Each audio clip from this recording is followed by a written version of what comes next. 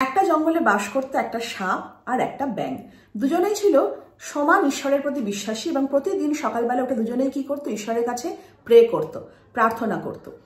একদিন সকালবেলা ব্যাঙ উঠে ঈশ্বরের কাছে প্রার্থনা করছে, হে ঈশ্বর, তুমি করুণাময়, আজকে আমার জন্মদিন, তুমি সাহায্য করো যাতে আমি আমার সন্তানদের জন্য অনেক বেশি করে খাবার নিয়ে যেতে পারি।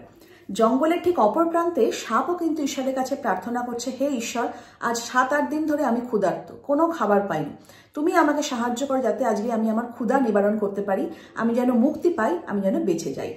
তো ঈশ্বরের কাছে দুজনেই সমান বা সবাই সমান, সেম। তো ঈশ্বর দুজনকেই বলে তথাস্তু। এদিকে কোলা ব্যাঙ সারাদিন প্রচুর খাবার খেয়ে গলার কাছে কিছু খাবার জোগাড় করে নিয়ে সে তার সন্তানদের কাছে ফিরে যাচ্ছে এবং সেই মুহূর্তে সাপও কিন্তু ঝোপের আড়ালে বসে আছে এবং দেখছে যে একটা এত বড় কোলা ব্যাঙ থপথপ করে আসছে। আর সেই মুহূর্তে সাপ কি করে? ব্যাঙটাকে গ্র্যাব করে নেয়। তো এবার কি হয়? দুজনের প্রেয়ার বা প্রার্থনা চেঞ্জ হয়ে যাচ্ছে। ব্যাঙ কি করছে? ঈশ্বরের কাছে প্রার্থনা করছে, হে করুণাময় ঈশ্বর, আমি জানি তুমি আমার পরীক্ষা নিচ্ছ, তুমি পরীক্ষা না নিয়ে কখনো কাউকে সফল পথে উত্তীর্ণ করো না, তুমি আমাকে সাহায্য করো। আর এদিকে সাপও কি করছে না, ঈশ্বরের কাছে প্রার্থনা করছে, হে ঈশ্বর, অ্যাকচুয়ালি সাপ কি করে? গিলে খায়। তো ও যেভাবে সাপটাকে ধরেছে সেভাবে ওকে কিন্তু গিলে খেতে পারছে না। তো সেই জন্য সেও কিন্তু ঈশ্বরের কাছে প্রার্থনা করছে, হে ঈশ্বর, তুমি আমাকে সাহায্য করো যাতে আজকে এই ব্যাঙটাকে আমি গিলে খেতে পারি। তো ঈশ্বর কি করছে না, তখন সেই মুহূর্তে প্রচুর বাজ পড়ছে, ঝড় হচ্ছে, বৃষ্টি হচ্ছে এবং বাজের পড়ার আওয়াজের সাথে সাথে সাপ শুনতে পাচ্ছে যে ঈশ্বর তাকে বলছেন যে ধরে আছিস, ধরে থাক। আর ব্যাঙ শুনতে পাচ্ছে ঈশ্বর তাকে বলছে যে পড়ে আছিস, পড়ে থাক। তো কয়েক ঘন্টা পার হয়ে যায়, ঝড় বৃষ্টি থেমে যায় এবং যখন ঠিক ভোরের আলো ফুটবো ফুটবো করে সেই সময় সাপ দেখে যে সারা রাত ধরে ব্যাঙের কোনো মুভমেন্ট নেই, মরার মতো পড়ে আছে। তো সাপ ভাবে যে এটাই হচ্ছে সঠিক টাইম ব্যাঙটাকে গিলে খাওয়ার।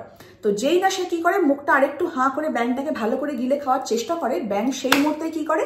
জাম্প করে এবং সে বেরিয়ে যায়। দুজনের প্রেয়ার কিন্তু আবার চেঞ্জ হয়ে যাচ্ছে। ব্যাঙ কিন্তু ঈশ্বরের কাছে প্রার্থনা করছে, হে ঈশ্বর, আমি জানতাম যে তুমি আমাকে ঠিক সফল করবে, তার জন্য তোমাকে অসংখ্য ধন্যবাদ। আর সাপও কিন্তু ঈশ্বরের কাছে প্রার্থনা করছে, হে ঈশ্বর, এ তোমার কেমন পরীক্ষা? তুমি আমার মুখে খাবার দিয়েও সেই খাবারটা তুমি কেড়ে নিলে। তখন ঈশ্বর সাপকে বলছেন, তোকে কি বলেছিলাম যে ধরে আছিস, ধরে থাক, তুই তোর কর্মের ফল ভোগ করছিস। ব্যাঙকেও কিন্তু ঈশ্বর বলছে যে আমি কিন্তু কিছুই করিনি, তুই তোর কর্মের ফল তুই লাভ করেছিস। আমাদের জীবনেও না আমরা কিন্তু সাপ আর ব্যাঙের রোলটাই প্লে করি, কিন্তু বেশিরভাগ ক্ষেত্রে আমরা সাপের রোলটাই প্লে করি। জীবনে আমাদের কিছুতেই সফলতা আসছে না, অনেক খাটছি, অনেক পরিশ্রম করছি, অনেক কিছু করছি, তাও আসছে না।